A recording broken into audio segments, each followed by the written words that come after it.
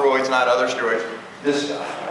Right? So all the stereotypical secondary sex characteristics of men are going to be part of this. Right? And then all the getting bigger stuff are going to be part of this. So anabolic steroids is just short for anabolic androgenic steroids, because they weren't going to call them AA steroid. It sounds like some kind of aggressive 12-stepper.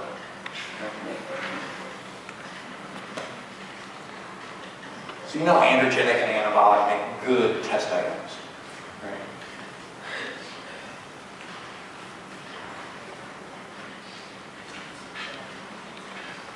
Okay.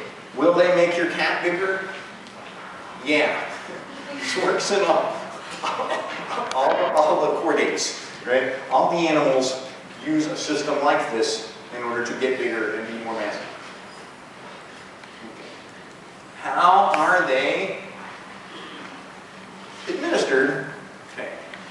Oral steroids, as much as people think, oh, well, this will be easy, I won't have a needle, have to be metabolized by the liver, heavy duty, right? I got to digest it, got to go around the bloodstream, I got to break it down, blah, blah, blah. These actually have some of the biggest negative consequences, right? Long-term use and liver cancer, other problems with liver function. They still work, but they're less efficient than injected. Okay? Intramuscular, literally get the needle and poke it in your butt. Right? These are absorbed in that muscle tissue, spread to the capillaries, get to the main veins, away it goes. Right? Just like every other intramuscular injected drug. This is generally the most common. Okay. Transdermal, now there are anabolic steroids that are available transdermally. I wouldn't buy these on the internet, trusting people. Right? Not a lot of drugs are properly prepared to cross that skin barrier, pretty much by evolutionary design. We don't want to be running around and just have something fall on us and make us start tripping or grow or anything like that. Right? But these are available, just something to understand.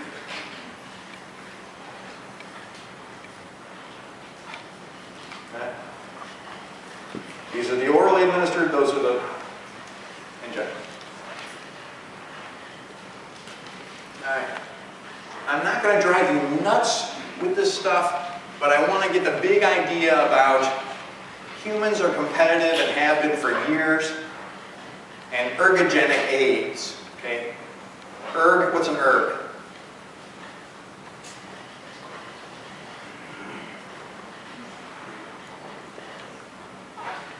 Anybody endure high school physics? It's a unit of energy, right? And gen, just like in androgenic, making masculine. Ergogenic, increase energy, okay, increase performance. Okay? These ergogenic aids go way back. Okay? And the problem is, you know how humans are, we'll try anything and think it's going to help our performance. Okay? So Greek athletes ate some shrooms before basically a great big marathon run. Can you imagine? Tripping balls like, oh, I'm going to be the first guy to Thermopylae. Wait a minute, there's something shiny, right? I can't imagine these were very helpful, but they certainly helped them grow up, right? A precursor to modern day steroid use, well, they didn't have steroids. I'm sure they would have preferred those, right? Now, by the 1800s, a combination of opiates and cocaine during a cross-country race, this probably could have helped. Let's be honest. You got an opiate, so it's an astounding painkiller, probably the best one we knew at the time, and maybe some of the best ones still. And cocaine, this astounding stimulant. But what a surprise, it's a little hard on your heart. I'm already pedaling as fast as I can, my heart's going as fast as I can. Oh, and now let's do a couple lines of coke? Probably not a great idea. So we're stuck now. Who is the world's greatest athlete? Is it the person who can afford the best drug? And if so, is that fair? Maybe we should have two leagues. The drug-free league and the anything goes league. Okay? Can you imagine football where nobody's on steroids? And maybe it would be touch. Or what's that one you played? Flag football. With the little things hanging off. You don't tackle the guy, you just grab his little flag. Alright? By the 50s, steroids were heavy duty in the Olympic Games. Right? And you'll see these old Soviet athletes. Well, first of all, the women have penises, right? I mean, it's just seriously overdone on the steroids, right? But if you lived in the Ukraine and you got the gold medal in fencing, right, or something, right? You'd come home, you'd be a hero. Like this was, let's lay it all out. Let's put the money down, right? And the problem is, these female shot putters come home with the silver medal, they're heroes, and then they can't seem to have babies, right? It's like, what the hell happened here, right?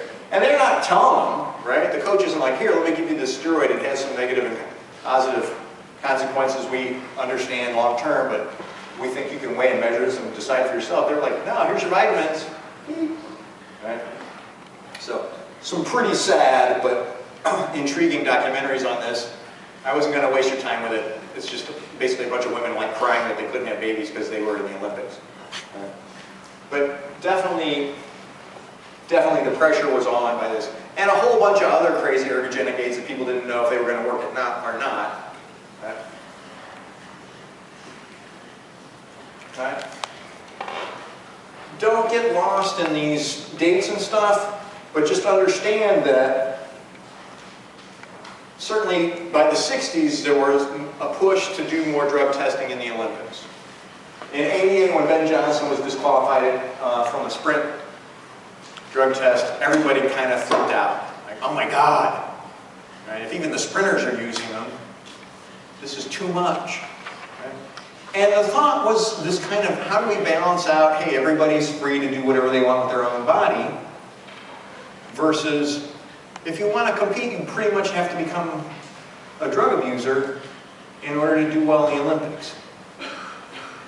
It kind of undermines that old, hey, strong body, strong mind, blah, blah, blah, right? Because these people, right, we already had those old powerlifters suddenly, dying at 56 because of liver damage or enlarged hearts or crazy muscular things like that, right? And so we just wanted to make sure there was a way out of this, right? In 2000, this anti-doping pledge was inserted into the Olympic Oath. So can you imagine everybody standing there like, and I promise not to do any more performance-enhancing drugs. Right?